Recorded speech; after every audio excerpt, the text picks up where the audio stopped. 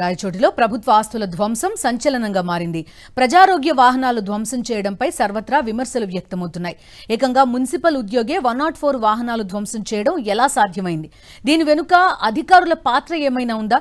ప్రజల ఆస్తుల పరిరక్షణలో అధికారులు విఫలమయ్యారా? ప్రజల ఆరోగ్యాన్ని కాపాడే 104 వాహనాలకు ఆపదొచ్చింది.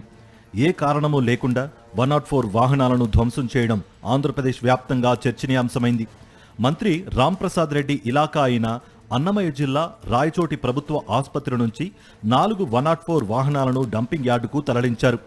వాటిని ధ్వంసం చేసి స్క్రాప్గా చేసి సామాన్లు అమ్ముకున్నారని ఆరోపణలు వినిపించాయి. 104 వాహనాలను ధ్వంసం చేస్తున్న దృశ్యాలు వైరల్ అయ్యాయి. అంతా అయిపోయాక పోలీసులు అలర్ట్ అయ్యారు. 104 వాహనాలను ధ్వంసం చేస్తున్నది 11వ వార్డు సచివాలయంలో శానిటరీ సెక్రటరీగా పనిచేస్తున్న నరసింహులుగా గుర్తించారు.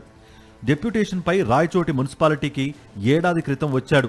అప్పట్నుంచి ప్రభుత్వ ఆస్తులను మాయం చేయడం మొదలుపెట్టాడు.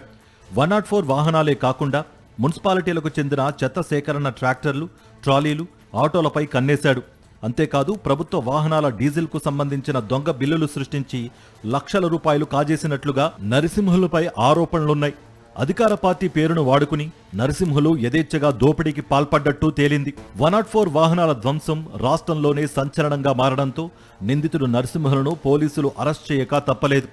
ఈ కేసులో నరసింహులు, శివప్రసాద్తో పాటు మరికొందరి ప్రమేయం ఉన్నట్లు తేలినా వారి వివరాలను మాత్రం పోలీసులు వెల్లడించలేదు. రాయచోటి మున్సిపాలిటీలో పనిచేసే F1 ట్రక్ ఎడగొట్టు నరసింహులు అనే అతను డిఎంహెచ్ఓ గారి యొక్క మౌఖిక ఆదేశాల మేరకు ఆ 4 104 వెహికల్స్ను రాయచోటి డంప్ యార్డుకు తరలించడం జరిగింది జేసీబీ ద్వారా.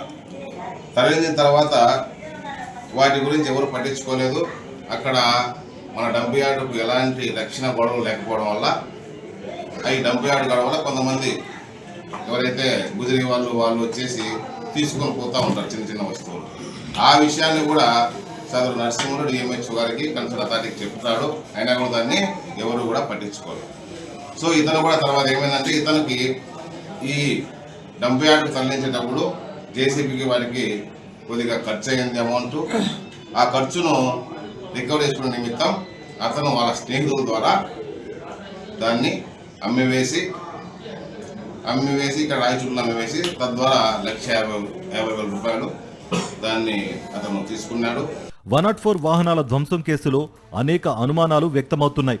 ప్రజా ఆస్తులు ధ్వంసం చేస్తే కేవలం చోరీ కేసు నమోదు చేయడం, 4 వాహనాల విలువలను కేవలం 3,08,000గా చూపించడం వెనక కారణమేంటన్నది అంతు చిక్కడం లేదు. పూర్తిస్థాయి దర్యాప్తుతో నిజాలు వెలుగులోకి రావాలని స్థానికులు కోరుతున్నారు.